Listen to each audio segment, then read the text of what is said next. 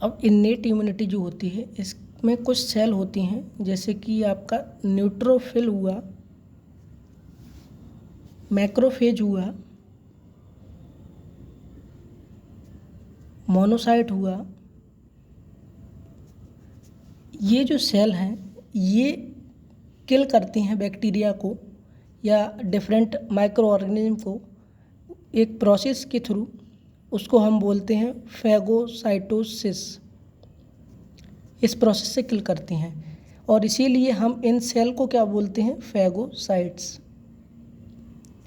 अब देखो फैगोसाइट्स, फैगो यानी कि ईट, जो ईटिंग होती है उस प्रोसेस को बोलेंगे फैगोसाइट्स यानी कि सेल। तो जो सेल को ईट करती हूँ वो सेल को क्या बोलेंगे हम, फैगोसाइट्स। और फैगोसाइटोसिस क्या है कि फैगो यानी कि आपका ईटिंग, साइटो यानी कि सेल और सिस यानी प्रोसेस। तो फैगोसाइटोसिस वो प्रोसेस है जिसमें सेल ईट करती हैं दूसरी सेल को, तो फैगोसाइटोसिस वो प्रोसेस हो गई। अब फैगोसाइटोसिस की जो प्रोसेस है वो कैसे होती है उसके बारे में बात करते हैं। तो ज़्यादा डिटेल में नहीं करेंगे बट थोड़ी सी बात करते हैं। ये मान लीजिए कोई माइक्रो ऑर्गेनिज्म है, तो यहाँ पर सेल आएगी आपकी और वो क्या करेगी, यहाँ पर सेल है मान लीजिए ये कोई। अब ये सेल यहाँ पर अपना जो है इसको फैगोसाइट करने की कोशिश करेगी। ये इसकी मेम्ब्रेन है, स्यूडोपोड लाइक आपको देखने को मिलेगा अरेंजमेंट यहाँ पर। और इसके बाद क्या होगा, यहाँ पर इनका न्यूक्लियस होगा, तो इसके बाद क्या होगा, ये इसके अंदर आ जाएगा।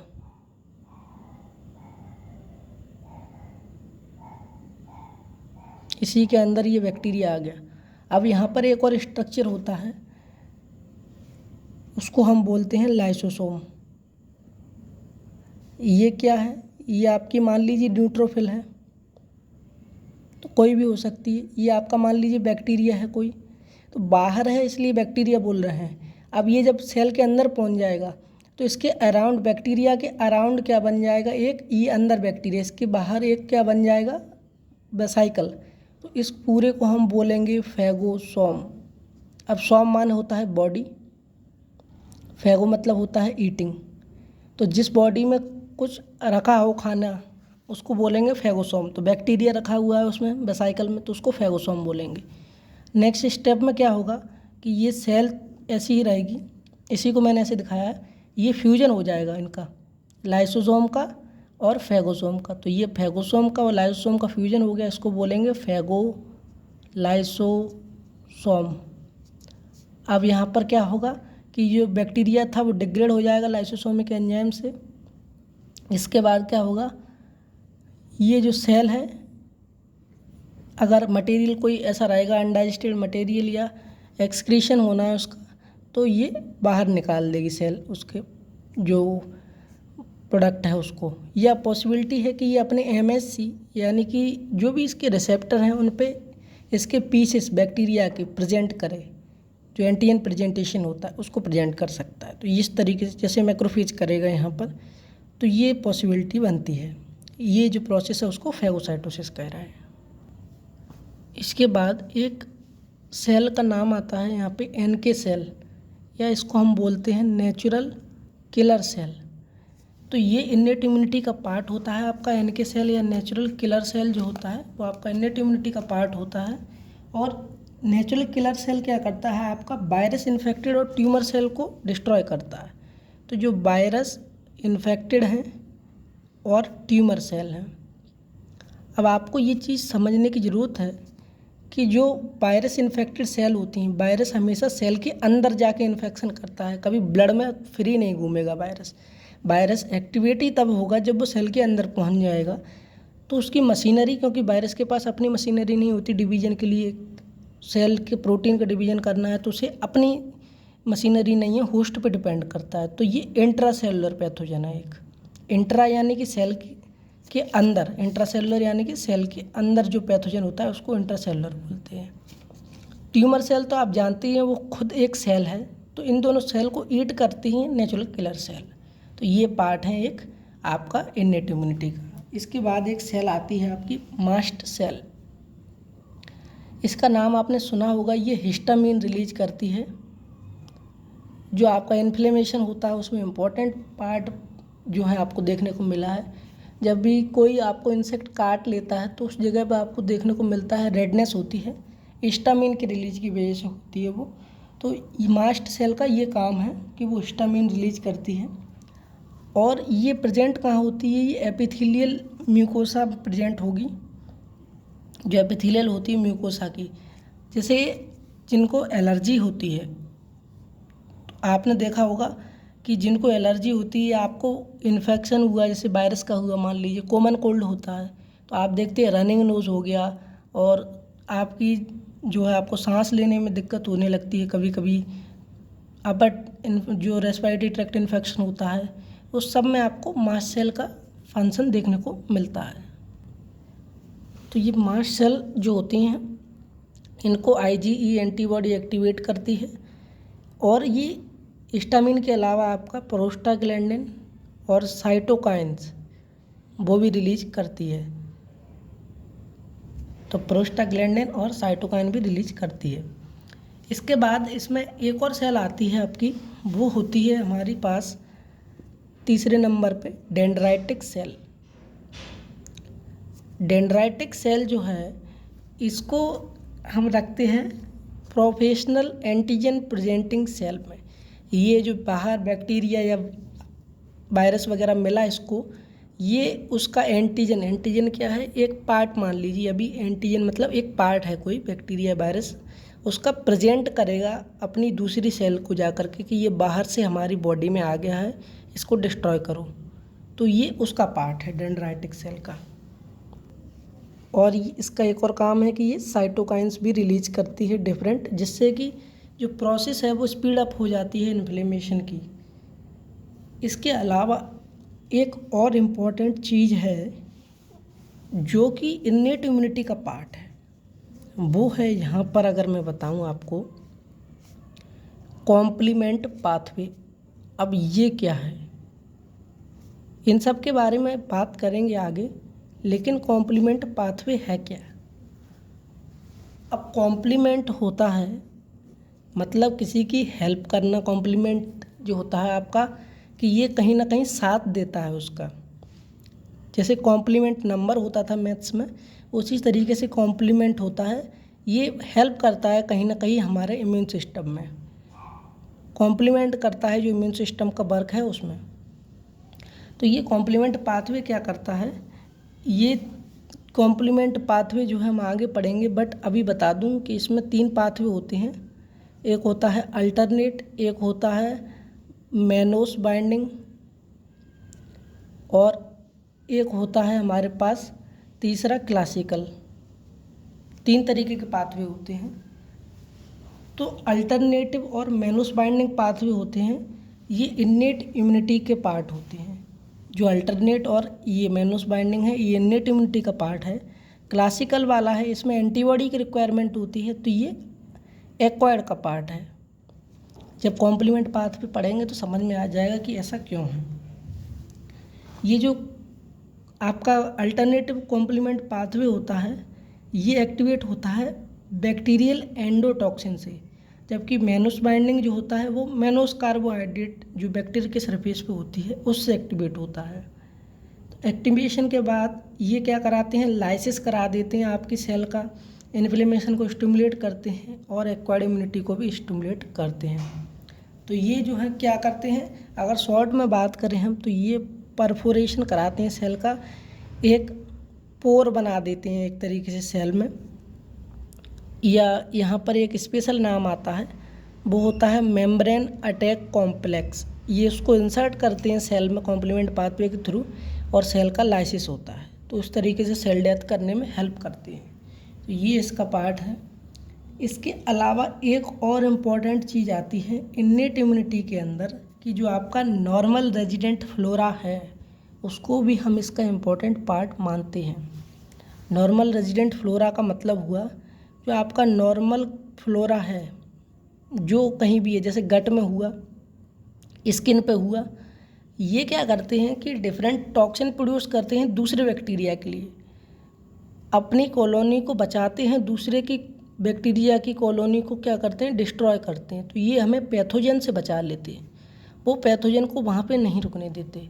इसीलिए जब डायरिया हो रहा है या आपका जो कॉन्स्टिपेशन की प्रॉब्लम है उसमें अगर गट में जो फ्लोरा है वो चेंज हो रहा है, तो हम कई बार जो है डिफरेंट आपको जो स्पोर्स हुए बैक्टीरियल स्पोर्स वो देते हैं, या आपने देखा होगा कि दही खाने की सलाह दी जाती है जिससे लैक्टोबैसिलस जो है आपकी गट तक पहुंच जाए।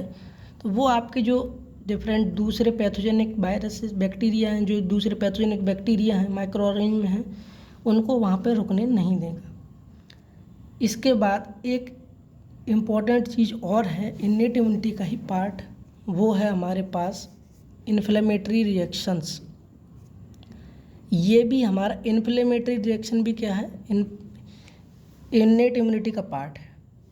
अब इन्फ्लेमेटरी रिएक्शन क्या होती है, जैसे ही आपको कोई चोट लगी या बैक्टीरियल इन्फेक्शन हुआ या नॉर्मल कहीं नेक्रोसिस हो रहा है, तो उन सब को रिमूव करने के लिए एक प्रोसेस होती है। लोकल रिस्पॉन्स होता है टिश्यू का, या वेस्कुलर इन्वायरमेंट, वेस्कुलर जो एलिमेंट्स हैं उनका, उसको हम इन्फ्लेमेशन कहते हैं। तो इन्फ्लेमेशन जो होता है एक बायोलॉजिकल रिस्पॉन्स है वेस्कुलर टिश्यू का हार्मफुल स्टिमुलाई के लिए, जैसे कि माइक्रो ऑर्गेनिज्म या अदर फॉरेन सब्सटेंस हुए, जिससे कि इनको रिमूव कर सकें। तो इसकी स्टेप्स क्या होती हैं, सबसे पहले अगर उनकी बात करें तो देखो, जैसे ही क्या हुआ, मान लीजिए ये स्किन है और ये आप जा रहे थे कहीं पे, ये आपके कांटा लग गया मान लीजिए, या फिर आपकी जो नेल होती है कील, वो आपके पैर में चली गई। अब यहाँ पर क्या होगा, ये जो इंटर हुई है तो यहाँ पर ये डैमेज करेगी कहीं ना कहीं टिश्यू को, तो ये टिश्यू डैमेज डिफरेंट साइटोकाइन को रिलीज करेंगे। आसपास से कहीं से अगर ब्लड सप्लाई हो रही होगी तो उसमें कुछ चेंज होते हैं, वो क्या होते हैं देखते हैं। ये आपकी एंडोथीलियल होगी सेल की, जो आपकी ब्लड वेसल है उसकी एंडोथीलियल है, तो ये डायलेट कर जाएगी, रिट्रैक्शन हो जाएगा। अगर इंजरी हुई होगी एंडोथीलियल को तो वहाँ से तो वो हटी जाएगी। तो दो चीज़ें हो सकती हैं, या तो ये रिट्रैक्ट कर जाएंगी। ये रिट्रैक्ट क्यों कर रही हैं, ताकि बाहर से जो आपकी न्यूट्रोफिल हैं, जो आपकी WBC हैं, वो यहाँ तक पहुँच सके और यहाँ जो भी है उसको डिस्ट्रॉय कर सकें, जिसकी वजह से ये साइटोकाइन का नंबर बढ़ गया है। तो यहाँ पे रिट्रैक्शन होगा, तो रिट्रैक्शन होने की वजह से क्या है कि यहाँ पर फ्लूइड जो है उसकी स्पीड कम हो जाएगी। फ्लूइड की स्पीड कम होगी तो यहाँ पर जो आपके न्यूट्रोफिल हैं, जो आपकी न्यूट्रोफिल हैं, जो WBC हैं, वो यहाँ पर धीमे हो जाएंगी और यहाँ पर अटैच होने लगेंगी डिफरेंट प्रोटीन से। अगर आपने इन्फ्लेमेशन नहीं पढ़ा है तो उसको पढ़िए तो आपको समझ में आएगा। मैं यहाँ पर ज़्यादा डिटेल में यहाँ पर बात नहीं कर रहा हूँ। तो ये यहाँ पे अटैच होगी इंटीग्रिन नाम की प्रोटीन से और धीमे धीमे बाहर निकल जाएंगी और यहाँ पर पहुँच के इसको डिस्ट्रॉय कर देंगी। तो ये प्रोसेस है। सबसे पहले वैसोडाइलेशन होगा, उसके बाद लीकेज हो जाएगा, देन रिक्वायरमेंट होगी वहाँ पर, उसके बाद डिस्ट्रक्शन हो जाएगा आपका माइक्रोब्स का। तो अगर इन्फ्लेमेशन ज़्यादा हो जाता है तो फिर हमारी बॉडी को भी नुकसान होने लगता है कभी कभी। अब इसके बाद यहाँ पर इसी में एक पार्ट आता है आपका साइटोकाइंस का। साइटोकाइंस, अब साइटोकाइंस क्या होते हैं, बहुत देर से साइटोकाइन बात कर रहे हैं। तो कुछ सेल जो है साइटोकाइन रिलीज करती हैं, जैसे कि आपको भी मैंने बताया था, डेंड्राइटिक सेल हुई, मैक्रोफेज हुई आपकी, तो ये सेल जो है रिलीज करती हैं। अब ये होता क्या है, देखो साइटो यानी कि सेल, काइन यानी कि कोई मीडिएटर हुआ, या जो आपका कोई भी केमिकल है तो वो रिलीज करने वाली सेल होती हैं साइटोकाइन। साइटोकाइन डिफरेंट तरीके की होती हैं, जिसमें एग्जांपल है आपका एक tumour necrosis factor TNF alpha, एक है आपका इंटरल्यूकिन, डिफरेंट टाइप के इंटरल्यूकिन हो गए, इंटरफेरॉन, ये वायरसेस के अगेंस्ट होते हैं इंटरफेरॉन, और यहाँ पर ग्रोथ फैक्टर होते हैं जो वो ग्रोथ फैक्टर हो गए डिफरेंट। तो ये हो गए। इसके बाद एक पार्ट और है जिसमें एक क्लिनिकल इम्पोर्टेंस भी है, अगर देखेंगे, वो होता है हमारा acute phase reactant protein. Acute phase reactant protein, ये क्या होता है? तो देखो क्या होता है कि डिफरेंट सेल डिफरेंट प्रोटीन बना रही हैं। लीवर जो होता है एक इम्पॉर्टेंट साइट होती है आपकी प्रोटीन बनाने की। अब अगर मान लो कहीं भी बॉडी में इन्फेक्शन हो रहा है, लीवर को अफेक्ट कर रहा है, तो दो चीज़ें हो सकती हैं। एक तो लीवर से जो प्रोटीन बन रही थी उसका नंबर बढ़ जाए, या फिर जो प्रोटीन बन रही थी उसका नंबर कम हो जाए। दो ही पॉसिबिलिटी हैं, या तो लीवर का काम बढ़ गया है तो उसका प्रोटीन प्रोडक्शन बढ़ जाए, या फिर लीवर का काम कम हो गया है तो प्रोटीन प्रोडक्शन कम हो जाए। दो पॉसिबिलिटी बनती हैं। तो उसी के बेसिस पे हम क्या करते हैं कि मेज़र करते हैं प्रोटीन को, और ये इंडिकेट करते हैं कि बॉडी में इन्फ्लेमेशन है या इन्फेक्शन है कि नहीं है। इस चीज़ के लिए इनका यूज़ किया जाता है एक्यूट फेज रिएक्टेंट प्रोटीन का। ये जो होती हैं एक्यूट फेज रिएक्टेंट प्रोटीन दो तरीके की होती हैं। एक होती है पॉजिटिव APR यानी एक्यूट फेज रिएक्टेंट प्रोटीन। जो पॉजिटिव APR होती हैं इनमें होता है आपका एक, मैं नाम बता देता हूँ, सीरम अमाइलॉइड ए सी रिएक्टिव प्रोटीन, जो आपका CRP टेस्ट होता है। एक इन्फेक्शन के लिए जनरल आपको देखने को मिल जाएगा, आप कहीं भी हॉस्पिटल में जाएंगे या कहीं भी आप टेस्ट कराएंगे तो CRP टेस्ट किया जाता है, जिससे पता लगता है इन्फेक्शन तो नहीं है, तो CRP टेस्ट होगा। कॉम्प्लीमेंट प्रोटीन उनका फॉर्मेशन करता है तो वो भी पॉजिटिव APR में आती हैं। अभी मैं नाम फिर से रिपीट कर दूंगा, लेकिन सबसे पहले पॉजिटिव APR का हमने मतलब नहीं देखा, तो अभी चीज़ समझ में आएगी जब हम उसका मतलब देख लेते हैं। देखो पॉजिटिव का मतलब होता है something more than base line. तो पॉजिटिव यानी कि जब इन्फेक्शन हुआ तो इनका प्रोटीन जो है बढ़ जाएगा। इसमें जो भी प्रोटीन बढ़ जाती हैं इन्फेक्शन के बाद उनको हम बोलते हैं पॉजिटिव APR। मतलब अगर हम इन्फेक्शन में इनको मेज़र करेंगे तो इनकी नॉर्मल से ज़्यादा वैल्यू आएगी। इसमें C रिएक्टिव प्रोटीन होता है, सीरम अमाइलॉइड A होता है, डिफरेंट कॉम्प्लीमेंट प्रोटीन होती हैं, कुछ कोगुलेशन प्रोटीन फाइब्रिनोजन हुआ, ये आपके सब लीवर जो बना रहा है वो बढ़ेंगी। प्रोटीनेज इनहिबिटर हो गया, जैसे अल्फा 1 एंटीट्रिप्सिन हुआ, मैनूज बाइंडिंग प्रोटीन हो गया, प्रोकैल्सिटोनिन हो गया। प्रोकैल्सिटोनिन जो है आपका, अगर मैं बताऊं यहाँ पे आपको सेप्टिक शॉक के लिए मेजर किया जाता है। सेप्टिक शॉक तो नहीं होने वाला, सेप्टिसीमिया तो नहीं है, तो प्रोकैल्सिटोनिन हो गया, हेप्टोग्लोबिन हो गया, मेटल बाइंडिंग प्रोटीन हुआ जैसे कि सेरुलोप्लाज्मिन। सेरुलोप्लाज्मिन क्या है? एक कॉपर बाइंडिंग प्रोटीन है, यह आपके कॉपर के ट्रांसपोर्ट में हेल्प करता है। इसके बाद एक नेगेटिव APR आता है। तो नेगेटिव APR का क्या मतलब होगा यहाँ पर देखते हैं। तो नेगेटिव APR इसका मतलब होता है कि प्रोटीन काउंट जो है आपका कम होने लगेगा, प्रोटीन कम हो जाएगा इसमें।